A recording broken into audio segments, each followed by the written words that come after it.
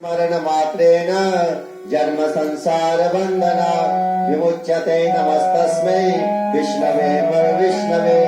तो भगवान विष्णु का ध्यान करते हुए यह एकादशी का व्रत करें। और भगवान कृष्ण कहते हैं कि पूर्व काल की बात है कि सुकेतु मान एक राजा थे।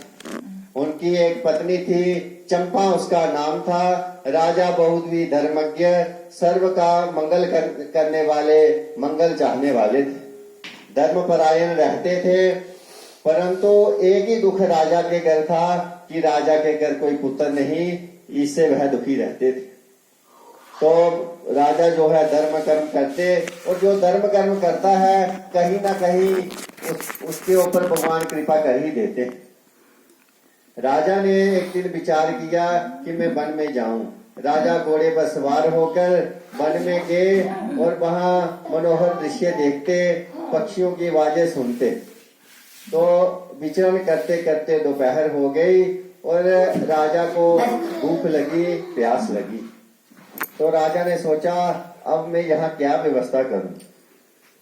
थोड़ी ही देर में राजा थे, उनकी एक पत्नी वाले, मंगल चाहने वाले थे, धर्मपरायण रहते थे। परंतु एक ही दुख राजा के घर था कि राजा के घर कोई पुत्र नहीं, इससे वह दुखी रहते थे।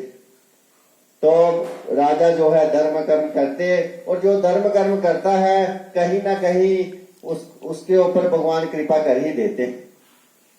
राजा ने एक दिन विचार किया कि मैं वन में जाऊं। राजा घोड़े पर सवार होकर वन में गए और वहां मनोहर दृश्य देखते, पक्षियों की आवाजें सुनते। तो विचरण करते करते दोपहर हो गई और राजा को भूख लगी, प्यास लगी। तो राजा ने सोचा अब मैं यहाँ क्या व्यवस्था करूं। थोड़ी ही देर में राजा ने देखा कि एक तालाब है और उस तालाब के किनारे कुछ ऋषि मुनि जो हैं वो मंत्रोच्चारण कर रहे हैं। वेदों की ध्वनि जो है वो राजा के कानों में पड़ी। राजा को भूल गया कि मुझे प्यास लगी है, मुझे भूख लगी है। उस दिन एकादशी का दिवस था और मुनियों के मंत्रों का उच्चारण सुनकर राजा उनके पास चले गए। राजा ने सभी मुनियों को प्रणाम किया और कहा, हे मुनियों, आप कौन हैं और यहाँ क्यों आए हैं। मुनियों ने कहा, हम विश्वदेव हैं और आज से थोड़े दिन बाद माघ मास प्रारंभ होने वाला है और आज पुत्रदा एकादशी है।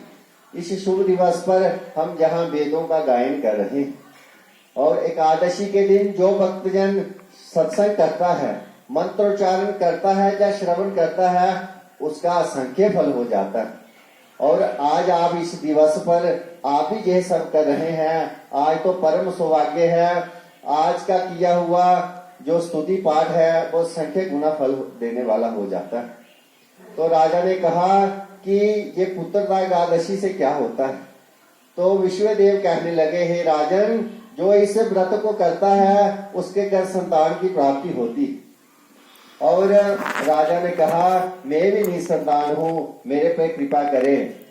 तो मुनियों ने कहा, हे राजन, आज एकादशी का व्रत है, यदि आप यह व्रत करते हैं तो आपकी सारी मनोकामनाएं भगवान पूर्ण करते हैं। बोले विष्णु भगवान की जय। तो राजा ने ऐसा ही किया और उस दिन पौष मास की शुक्ल पक्ष की एकादशी का व्रत किया और समय बीता, भगवान की कृपा हुई और राजा के घर एक संतान हुई और वह संतान धर्म करने वाली थी और वह एकादशी का फल फलीभूत हुआ, एकादशी का व्रत फलीभूत हुआ।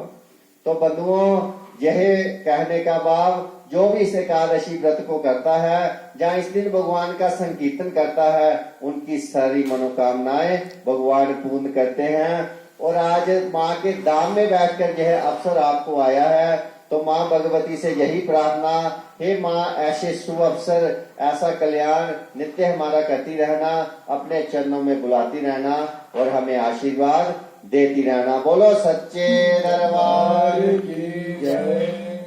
अभी माँ के धाम में जयकारा शेर बलिदा बोल सच्चे दरबार की जय। ये मंत्र